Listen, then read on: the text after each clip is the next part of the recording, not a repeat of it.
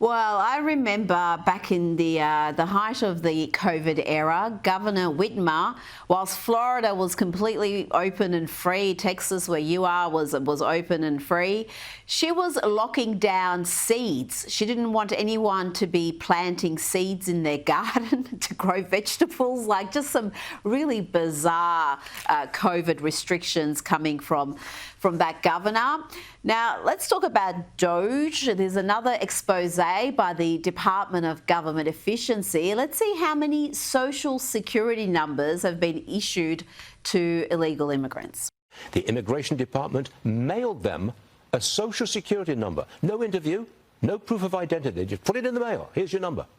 In 2021, Doge says 270,000 new aliens were issued social security numbers, 590,000 in 2022, 964,000 in 2023, and 2.1 million in 24, right before Biden left office.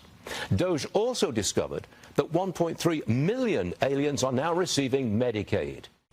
2.1 million just in 2024. Those numbers are astounding, Alex. Well, people want to say it's conspiracy, but it's obvious that they wanted to try to import as many people possible so that they can influence future elections. And by giving that many social security numbers, making it accessible to vote for these illegal immigrants, I just think that that's obviously what they were doing. So I'm happy that that now is going to stop. And it needs to go back to the good old days when it was 90-day fiancé. You had to marry an ugly person to become an American citizen. You didn't just get a free green card and access to, vote in future elections. Well, yeah, we'll go back to those heady days. Before you go, I'm really shocked that this story has got barely any coverage. This is a remarkable story. We've got an American, a Russian American, a beautiful ballerina freed in a prisoner exchange, and yet barely any coverage, perhaps because when she was freed, she made the point of thanking Donald Trump. What's your message to the president, Ksenia? Mr. Trump, I'm so grateful for you to bring me home and for American government. And I never felt more blessed to be American, and I'm so happy to get home.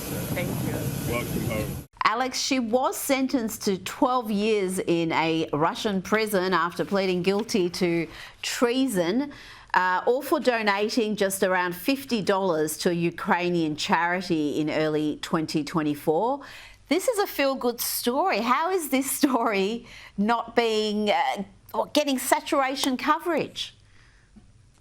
Well, Rita, I'm surprised it's not, because I've been very critical of the Ukrainian war, but I'll be honest, Vladimir Putin throws journalists off buildings. Russia is not innocent when it comes to this horrible conflict that's happening. So Russia needs to step up and end this war, and so does the Ukrainians and Vladimir Zelensky. And I'm happy that she's free. For $50 to the Ukraine to be jailed for 12 years, absolutely ridiculous. Shocking. Alex Stein, thanks for your time. Thank you, Rita.